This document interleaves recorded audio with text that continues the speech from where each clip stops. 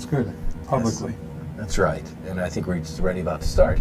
Well, aloha and welcome to Ehana Kako, which means let's work together. We're a weekly program on the ThinkTech Hawaii Broadcast Network. I'm Keli'i Akina with Grassroot Institute, and my guest today is Roger Epstein with Cade Shuri Law Firm, but he's much more than that. He's also the co-host of the Forgiveness Project and director of the Joseph Campbell Institute, and we're going to have a wonderful time talking about transforming the world. Hawaii, Center of Transformation for the World. Today, please welcome, for a robust conversation about almost anything that has to deal with the world in Hawaii, Roger Epstein. Roger. Thanks, Keli'i. I'm so glad you're able to join me too. today. It's really a pleasure. Well, I've enjoyed getting to know you, and you know, a lot of times when we think of an attorney, especially one who's a senior partner at a major firm, who's involved in the world of commerce and so forth, we don't think about some of the soft things like philosophy and charity and helping people forgive one another. How did all of that get started with you? You know, interestingly, I had actually, when I was in college, I was sort of dreaming of getting a degree in philosophy, a master's or a PhD or How something. about that? Well, that was back when? Oh, I 60s? was in college. Yeah, There you go. I started college in '63, graduated '67. Then I went to work for the Internal Revenue Service. So instead of becoming a philosopher, I went to work for the Internal Revenue Service. How about that? And a philosophy student in the 60s deciding to go to work for the IRS. What brought that about? Well, I actually thought, I've always been kind of an anti-authoritarian, counterculture kind of person. And the word then basically was anti-disestablishmentarianism. Anti-disestablishmentarianism. No, and actually everybody was into being a hippie and against this and against that. So I didn't want to be there. I wanted to be different. So well, that would be different. Yeah. So, but I went to work for the Internal Revenue Service because I had a degree in accounting, and they wanted me. Yeah. I went where they wanted, where I was desired. And it turned out to be interesting because I also, my mother worked for the Justice Department for 35 years. She always wanted me to be a lawyer, and then I became one. But I had fooled around in college at the University of Maryland, and I decided I needed to get a little more serious. So I went to work, and then I realized I didn't want to stay with the government. So I started at law school a year later at Georgetown University at night. All right. And I worked all day, went to school at night, and I got some discipline for the first time in my life.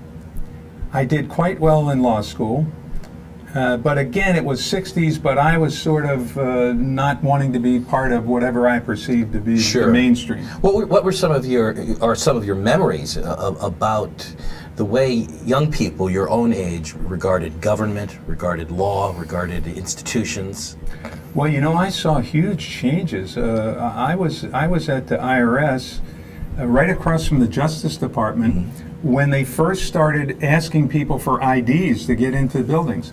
There was a rally between the IRS building and the Justice Department on 12th Street between Constitution and Pennsylvania Avenue. And the Justice Department got worried that some of those people were going to barge into the building. So this was '68. And so the next day, they decided you couldn't get in there unless you had an identification. And we went from identification to a screening to pat-downs, and all that started in 1968. Well, let's zip forward just a little bit. Where were you when Watergate broke?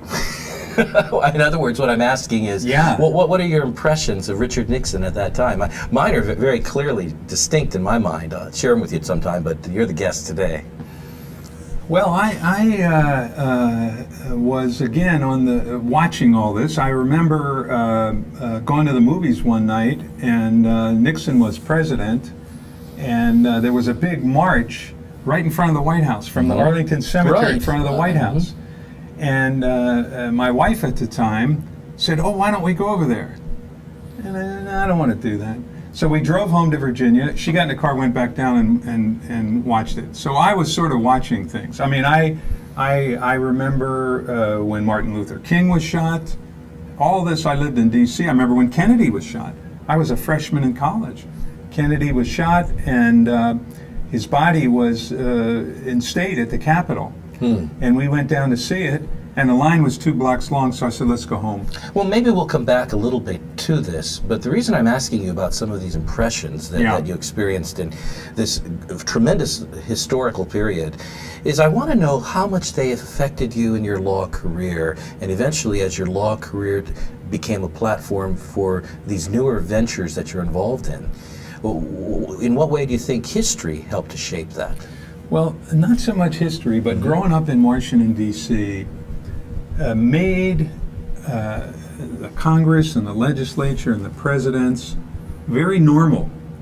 Okay. So instead of having an idea that this is something very distant, it seemed just regular people doing it. I walked around, I was an Internal Revenue agent for a couple of years. I walked around the streets one time. I remember helping this older gentleman on with his jacket as we crossed the street, and somebody said, "Do you know who that was?" That was Senator whoever. So that's the way life in D.C. was. Political people and that ambiance were very commonplace for you. Commonplace, and so it didn't have an awe. It had more of an acceptability kind of thing. And so that helped me, I think, throughout my career to not be in awe and to always feel like if I join into something, I'm a part of it and it's okay. And so I feel very comfortable almost anywhere and not out of sync or not. Sure. But my real, what really happened was I went to school at night, I worked during the day, I got out of school in 1972, and my first wife convinced me, or it was because of her, that we moved to Hawaii.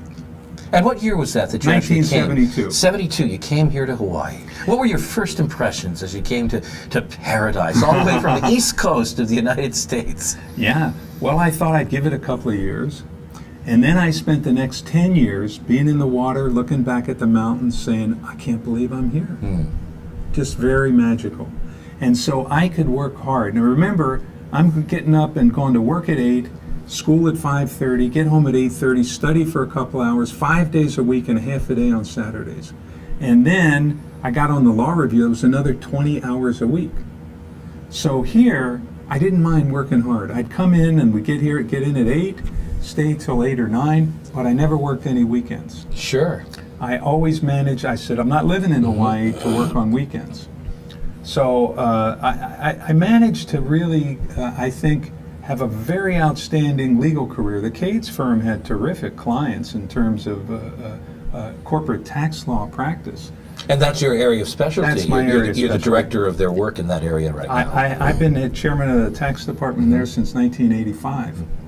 But in those days, the big 5 companies were still here. We represented Davies and AmFac and Alexander and Baldwin, First Hawaiian Bank, Aloha Airlines, the advertiser newspaper, really interesting clients who were doing a lot of interesting things. And you also opened up, or were part of opening up, your firm's work in China, which is really, as I understand it, one of the leading national firms in terms of the United States interface with Chinese law community. Well, this is a long period for me. It actually started with Jardine Matheson acquired Theo Davies at the end of 1973, and I'd come out in 72. And then Run Shaw, his son-in-law and his daughter lived here, and he began to show his movies. He created the Kung Fu movies. Right. So they began to show the movies here, and where was he? Was he out of Hong Kong originally? That's right. Hong Kong. And I mean, everybody in that part of the world knows Run Shaw and so forth. So Jardine's was the largest British company, and the old line, you know, the books Taipan and Noble House are about Jardine's. And Run Shaw was one of the largest Chinese. So I had these 2 clients in Hong Kong, and then I had a client, a small client, that was flying charters from San Francisco to Hong Kong. For $499, you could get your airfare and a hotel at the Hyatt or the Hilton in Hong Kong. So they wanted to save money on their taxes. When the tourists got there, they were going to make money sending them around, but they wanted to save money and not have to pay tax on the earnings from when they were there. So I said, well, gee, if we set up a company in Hong Kong for you, we can do that. So they said, well, you have to come to Hong Kong. So I fly into Hong Kong. I stay at the Hyatt Hotel. I get up the next morning. My clients have a 2-bedroom suite in the penthouse of the Hyatt Hotel. A dining room table for 8 with a waiter taking their order. Hey, Roger, come on in, come on in. I'm 28 years old, you know. And so then they had this beautiful girl there who was in charge of the plane that would take the tourists over and then bring them back. So we start talking, and I tell him about that I'm meeting with Run Run Shaw. Run Run Shaw is a Knight of the British Order. He's already 70-some years old. I'm, again, 28. So they said, well, where are you meeting with him? I said, well, I don't know. So they said, well, we won't be here all the time. Why don't you meet with him here? So you got to imagine me, I'm Run Run Shaw's U.S. tax lawyer, meeting with him in my 2-bedroom suite in the penthouse of the Hyatt Hotel. He comes with his CEO and his CFO. So that was kind of my introduction to Hong Kong. You know, we might say, as the Chinese would say, fortune had smiled upon you. Fortune had smiled upon you. And then the Jardines company was fascinating, and I did a lot of, they were very imaginative. Their general counsel was the first tax lawyer in Hong Kong, and there weren't many because the tax rates were only 17%. How about that? You had to be really, a lot of money to make any difference. But now, how does this factor in for Hawaii? You know, here we are in the middle of the Pacific, and often we lament the fact that we have a disconnect from the rest of the world, but apparently you're right in the center of creating a commercial connection between Hawaii and China, and that's a theme that's going to follow the rest of your career. Oh, yeah. At this point in my career, I'm very fascinated. In fact, if it wasn't for the work I was doing in China, I'd be very much phasing out as opposed to thinking going forward. But for Asia, I've been in a very good spot. When I had these 2 good clients, they did a lot of work on the East Coast, New York and Washington. And so when I would come into the office at 8 o'clock, it was 2 o'clock in the afternoon in New York. And so I would have conversations with the New York people and what was going on. Then when Hong Kong would come in at 9, it was just 3 in Honolulu. So I was really the intermediary, the liaison. And I did that role for primarily for the Shaws, but a lot of other work for Jardine Matheson when they were investing throughout the United States. We were in a good position to be what I now talk about when I'm going meeting with Chinese lawyers and bar associations, talk about Hawaii as a gateway to the United States. Now, before everybody laughs at that, you got to remember that China has 1.3 billion people, of which 10 or 20% are very wealthy. 20% of the people in China is 100% of the population of the United States. 10% is still 130 million. If we just got half of 1% of the business that was going on with those people, we'd have more business we know what to do with. So there is a niche for us to play this role. And one of the things I do tell people, it's a lot easier to work with me here than to try to work with somebody in New York or Boston or DC, because it's a 12-hour time difference. I was on the phone with somebody in France last week, and I had to stay till 7 o'clock at night just to get on the phone. He had to get up at 7 in the morning. Well, obviously, you have found a niche, and that's been beneficial for you and for your company, the law firm. But there are a lot of people who lament lost opportunity and say that when it comes to technology, when it comes to financial markets and so forth, Hawaii is really bypassed by the rest of the world. What are your thoughts when you hear that? Well, I've been here 41 years. And I've seen us shoot ourselves in the foot 20 times over. And we're talking, whether we're talking about government policy, regulatory climate, or whether we actually do the work of partnering and investing with foreign entities, I think you're right. So what are your thoughts about this? Is this a losing game? Well, are you an exception? No, let me jump to this. Life works in strange ways, and what you have to do, in my view, being 68 now, is follow the Tao, so to speak. What's happening and what makes sense, and just let it kind of lead you, and then you decide, does this resonate with you, and where do you want to go with it? So in addition to this early Hong Kong work, I got involved with a Taoist school here. That's right. And what we're going to do is hear a little more about that after a very short break. But you're listening to a conversation that I find fascinating with Roger Epstein, a fascinating man, as we talk about ultimately Hawaii as a center for transformation of the world. He knows all about that because he's come from the commercial end and now is moving into other ways of transforming the world from Hawaii. I'm Keli'i Akina with the Grassroot Institute. You're watching a Hana Kako on the ThinkTech Hawaii Broadcast Network. We'll be right back after this.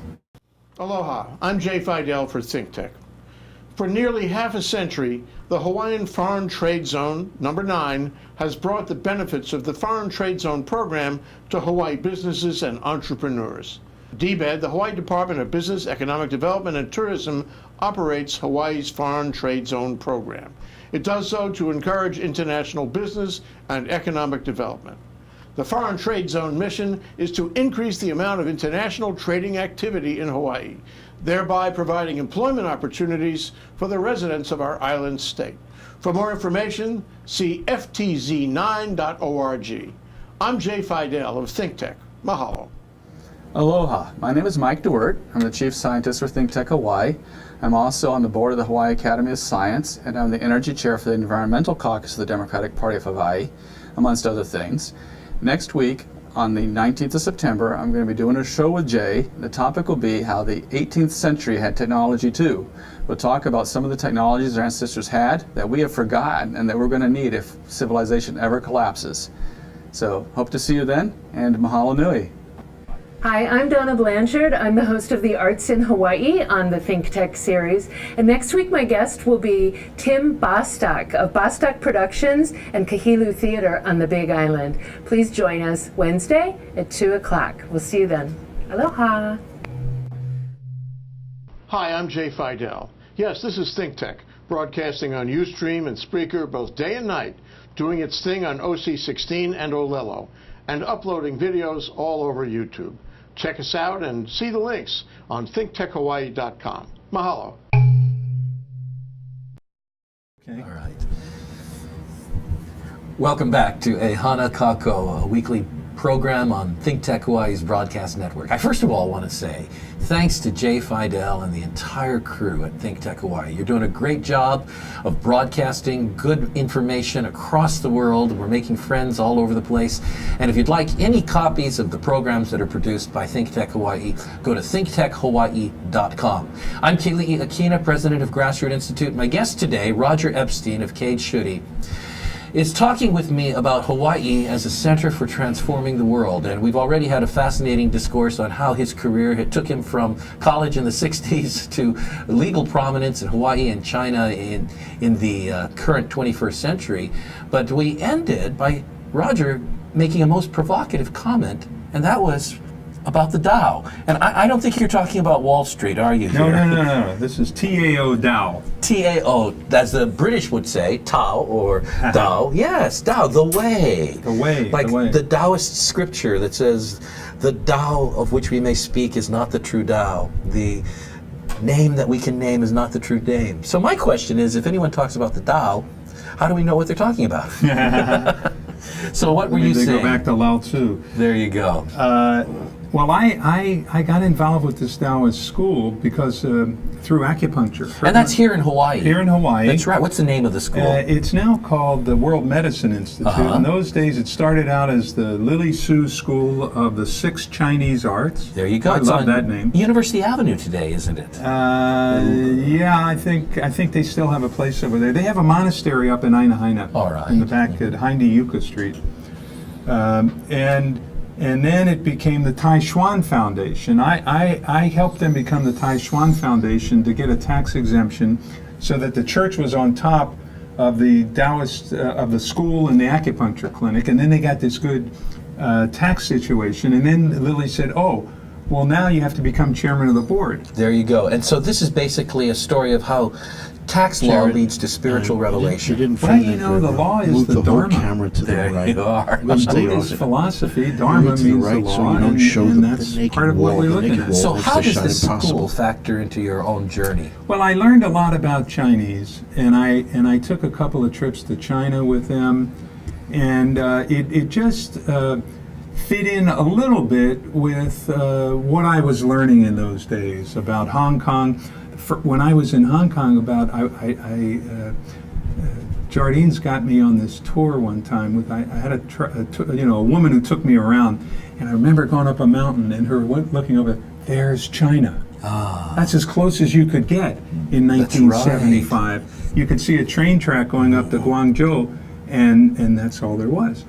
So then the travel agent in Hong Kong, that was the client relationship with the client that got me flying there from San Francisco, they sent me to Beijing in 1982 to meet with some tour groups. And anyway, the main thing was I just kind of kept my finger in Chinese things. And spiritually, I found it very similar in many ways to Judaism, which is what I grew up with. Well, now that's very interesting. And what's one similarity you find between Chinese thought and Jewish thought? Well, not so much the thought, but the chanting. Okay. And the idea when you pray in Hebrew, very similar to the chanting in Chinese. And then, of course, later on in my career, in 1991, I was asked to form the Joseph Campbell Foundation. Joseph Campbell was a mythologist who studied many cultures, and he wrote about it academically. And he's just looked for the similarities. The similarity, the Tao, the way, could be seen as God. We talk about God as this mysterious energy which can do everything, which leads you in certain ways. Well, that's the same idea of a universal energy, the Tao, that you can't explain, that you can't define, but it's there. It's an energy.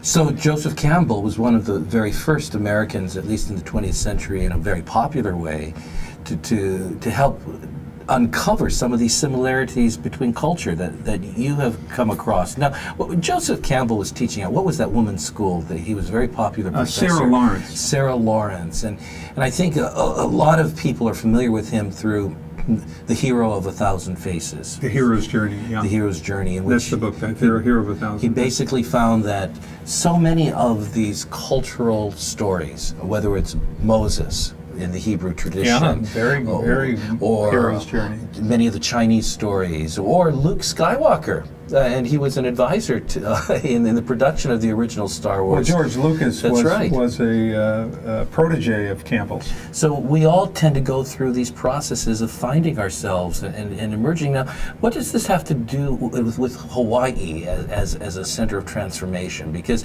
of all places, Campbell, you came here to Hawaii, and he married Jean Erdman Campbell. Yeah. And she's from the Erdman and the Dillingham families here. In fact, Joe Campbell is buried up in Nu'uanu Cemetery in the Dillingham plot. And his parents also moved here in the 40s. So he spent half his time here, half his time in New York. And let me give you an example from a conference we had last year. And what was that conference called? It was called the Voyage of Aloha Conference. And I think this says how I see the non-business aspect of Hawaii as a center for world transformation. And I don't say this lightly. I think this is many possibilities for us in this. So the Voyage of Aloha was about the idea of why don't we live from what we now know the reality of our connectedness to each other. Let me repeat that. Why don't we live according to the reality of our connectedness to each other? And what is that reality? What is the connectedness that we have? What Campbell would say is every religion, every culture has a mythology, which is a metaphor for what they're trying to say. You can't explain the Tao in words, you can't explain God in words, but you can tell stories and give examples of what God is, what it looks like, how it manifests itself in certain ways.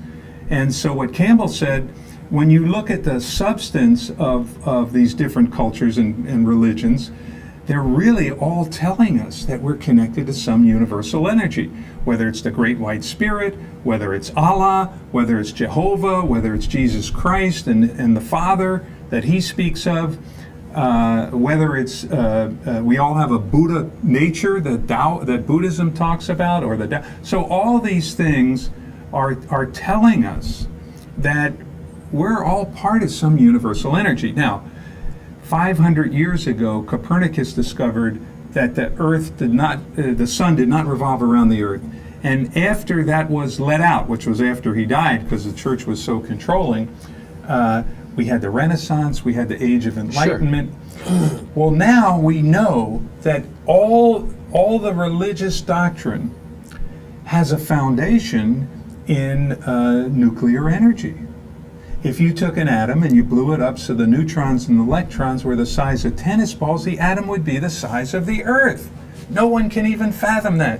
You, me, the air, your hands, the table, it's all made up of 18 tennis balls circling the Earth. The rest is energy. Sure. So whereas prior to Copernicus' time, the basic metaphor for the reality was the Earth at the center and then the spheres of heaven, we have a new metaphor today. It's quantum physics. It's the understanding of the subatomic world. And that the subatomic particles act in different ways. When you look at those neutrons and electrons, and I understand Edward Teller did research on this 30 years ago, but other studies have been, the neutrons and electrons, sometimes they're energy, sometimes they're matter. And you know what it depends on? The intention of the observer. So if, in a sense, I want separation from you, this hard matter comes between us, but if I want unity between us, we're actually exchanging molecules and electrons and neutrons. You and I are having a trillion interactions right now. So we're really connected, and that's what you're referring to earlier. And that's what I'm referring to. That a reality of all people is we're connected. That's the reality. So the Voyage of Aloha conference was saying, look, we don't live from that reality. Okay. You know, take an example. You go to a Beethoven concert and you hear something beautiful. Sure. You buy a piano, you come home, you try to play it, it sounds like nothing. After a while, you keep practicing, then it sounds like, I can hear it. Now, after a while, the notes are in your fingers. Then you reach the next level where you can make nuances off of that.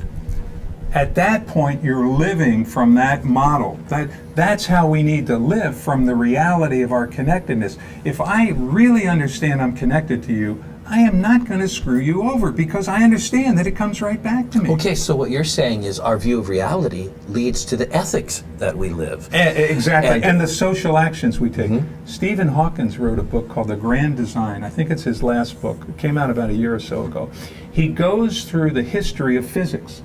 And he demonstrates that the social actions of the people living at that time were in large part based on their concept of the metaphysical world. So when we changed from the paradigm of the Earth being the center of the universe and we allowed science to go and explore everything, we just came up with all these new ideas. And we had 500 years of an incredible amount of science. In fact, we got so much science that we lost the whole concept of metaphysics and spirituality because the church said, that's our domain, and we ain't going to do anything with it. We're locked into whatever happened 2,000-3,000 years ago. So you talk about the first Copernican revolution. Yeah. But I also hear you in your story talking about a revolution taking place today from Hawaii, even as you're able to be a connector in your own life. So the three parties essentially for this Voyage of Aloha conference was a group of us who were kind of looking at Hawaii as the indigenous Hawaiian wisdom as a way to explain all these other traditions, as a voice to be heard. Not that it's that much different because the foundation is the same. We're all connected to Keakua. But we can say it because we're in Hawaii. And Hawaii is probably one of the most harmonious multicultural places in the world, despite the problems we have without being able to talk about the overthrow of the government that was 120 years ago. But still, we're living in a very harmonious multicultural. All right, so it was that group. Then it was Joseph Campbell. The Joseph Campbell Foundation was part of it. And the third group was the World Business Academy. the World Business Academy talks about the Copernican revolution and how we're going through the biggest change now since the last 500 years.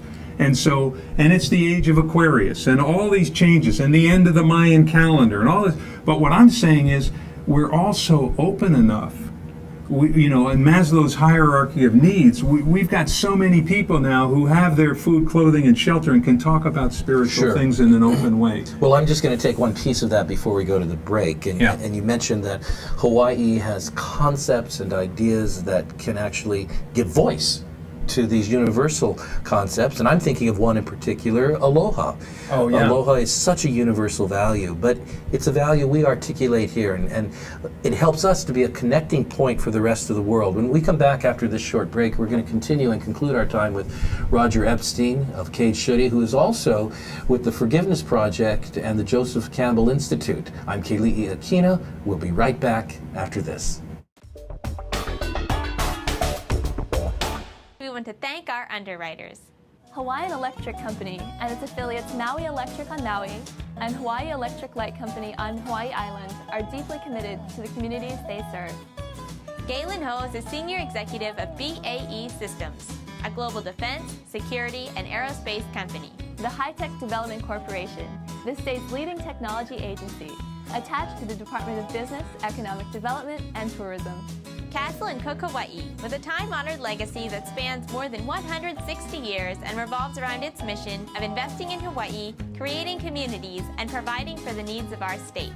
Hawaii Gas, formerly the Gas Company, a proponent of the Liquefied Natural Gas Initiative, helping Hawaii achieve its transition to clean energy and a better energy future. Collateral Analytics, a Hawaii-based tech company empowering the real estate industry with greater and faster access to the tools and data they need to make better informed property investment decisions.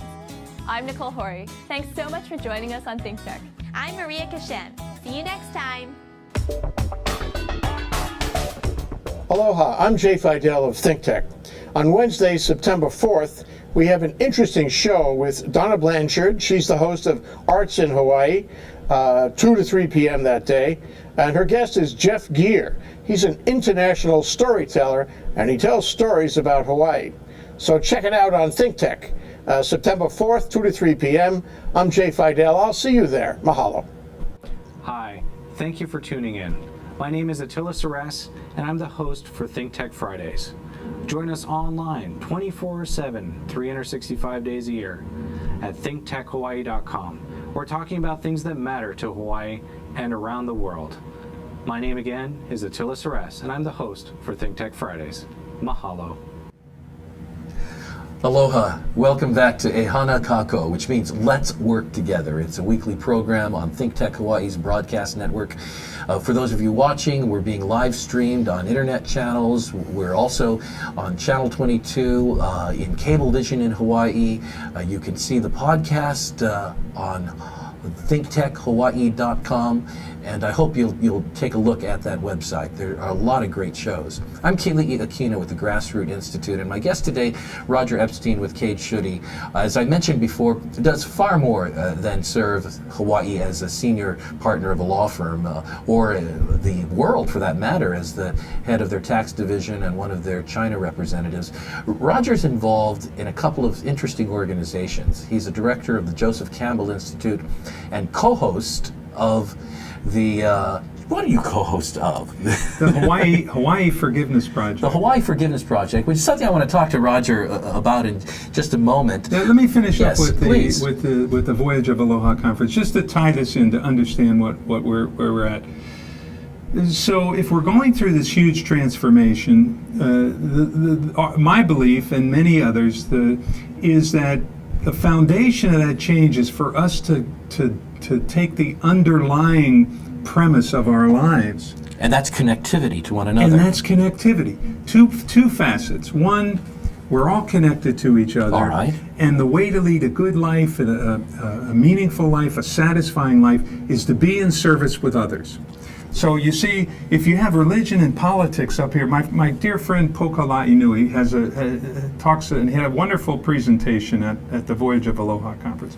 Here's all the politics, religion, education, everything we're doing. We're moving the pieces around, thinking that we're all separate.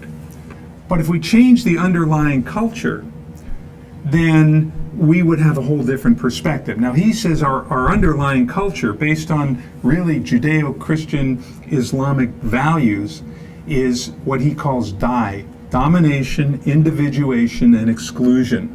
That's how we live. We're so happy to be number one. Well, you know, what happened to, it's not whether you win or lose, it's how you play the game. You never hear anybody say that. Sure. So we've taken these principles this far, but we're not happy. The United States is the wealthiest country in the history of the world for the last 50 years, and its politicians can't even talk to each other. Sure.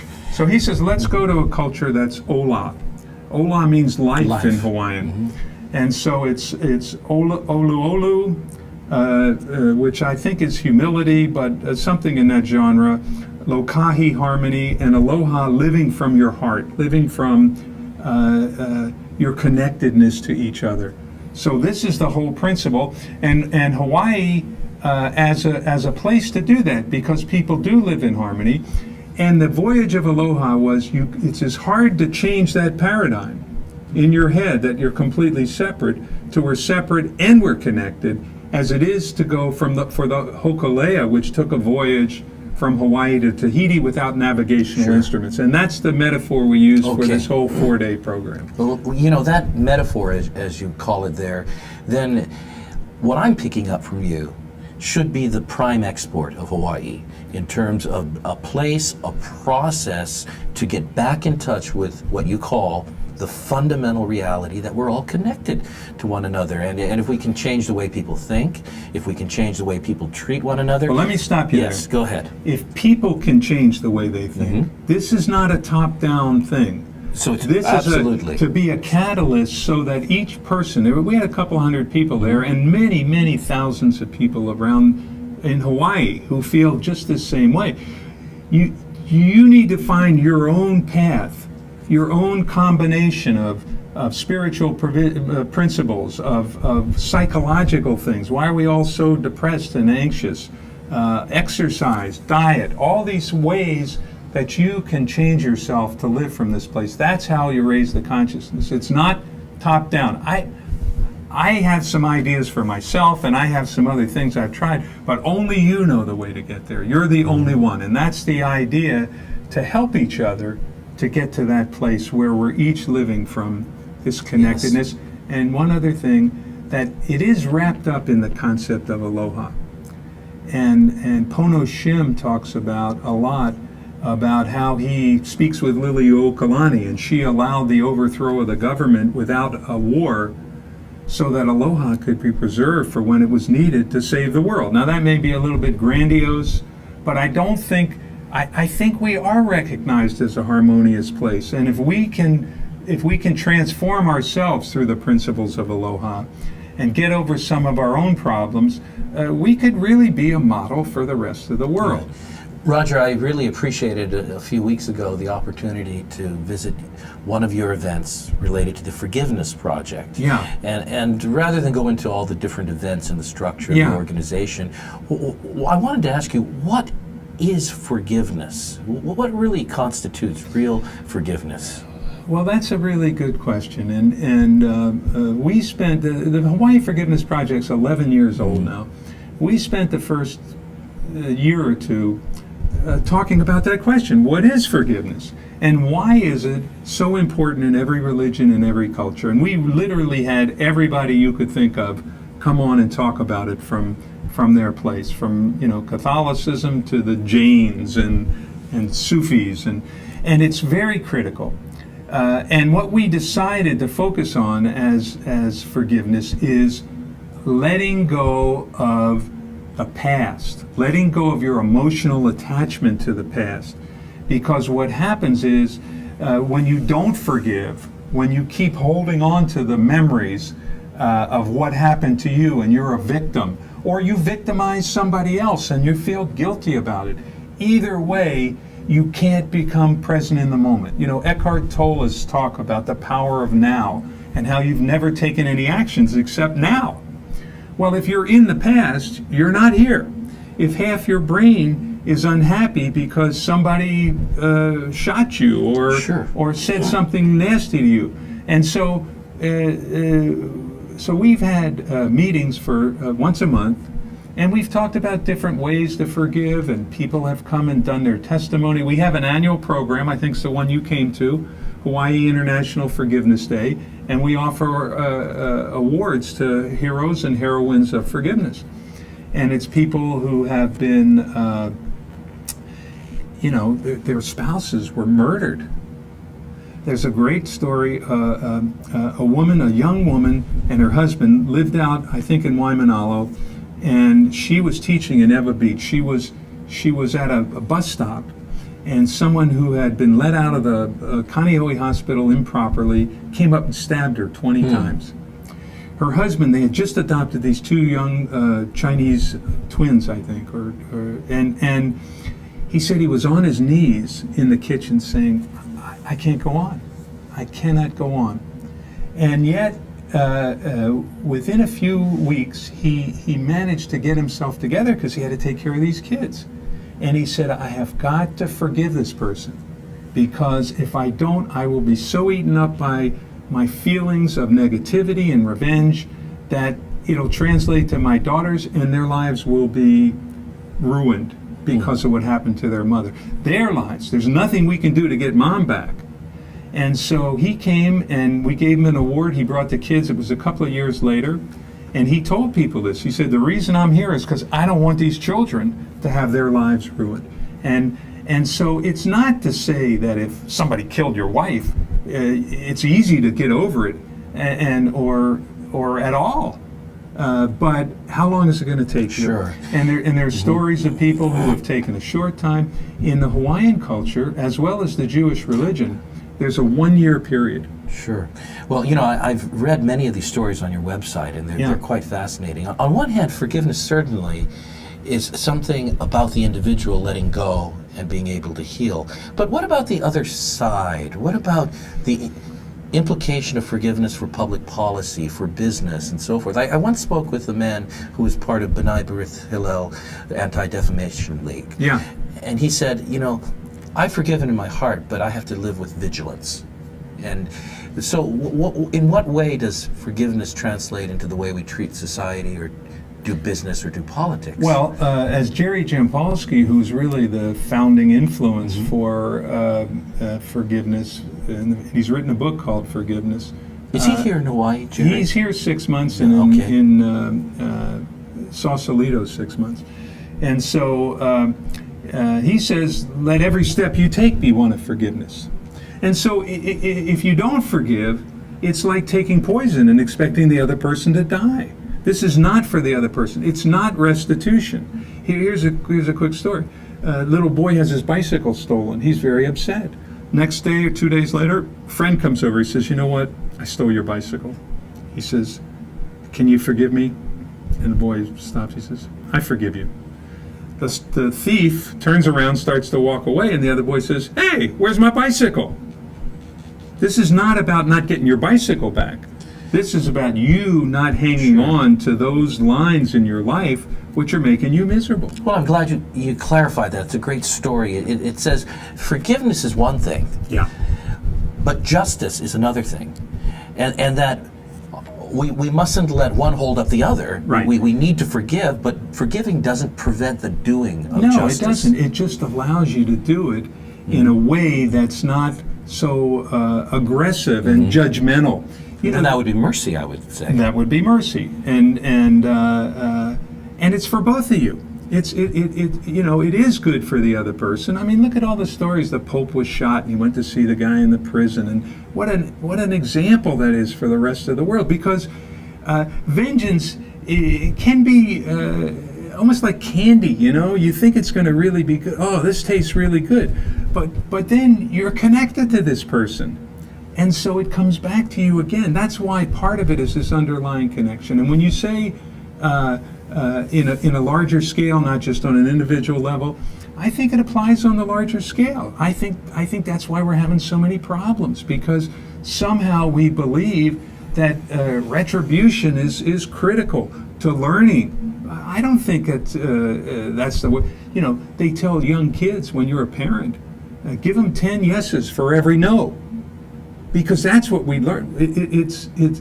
We're happier, we learn better. We take people, we send them to prison. 90% of them are on drug charges. We don't give them any drug rehabilitation. We're lost in this quagmire of, and when you talk about it from a Judeo-Christian point of view, it says God is merciful and God is just, meaning God will give you the justice. You did wrong, you get stamped on, but when push comes to shove, God is merciful. And if he wasn't, we'd all be dead.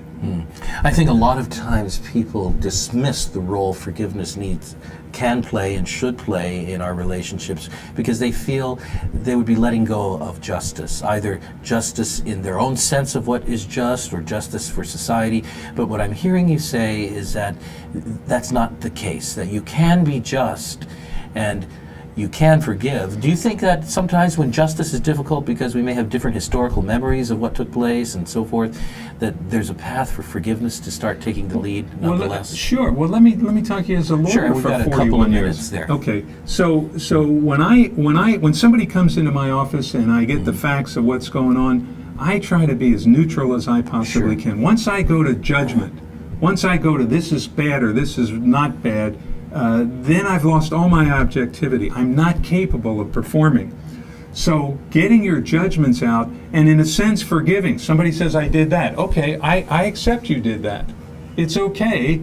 That's what happened. Now we move forward. This is how I think you should conduct all your activities from that place, because you are in the present, you're not judging. Judging is what got Adam and Eve out of the Garden of Eden. I mean, that's one of our early Bible stories is they ate from the tree of the knowledge of good and evil. That's judgment. And that took them out of being in peace with themselves and in grace. And so that's why, again, if we understand we're connected to each other, if we understand that we're each, in a sense, not only part of each other, but the actions and interactions are bouncing off of you and coming back to me, that's how we're going to take ourselves to another level. Well, that's wonderful. This has been a wonderful conversation, Roger. We didn't get to talk about Chinese business. Well, say something about Chinese business in the next 30 seconds, if you would. Okay. So, and then I'd like to wrap up. So here's Hawaii's role in Chinese business. We've been taking lawyers from Shanghai who've come to stay with us for 3 months, and a visiting lawyer program. And the Chinese, in our experience, are fascinated with everything that's going on here. We're a perfect place for to be a gateway for some of these people to bring their business through. And so it's a matter of you doing the work, you making the guangji, the connections, and then following through. Because China's going to really be our equals in terms of economics soon. And again, let's forgive whatever happened.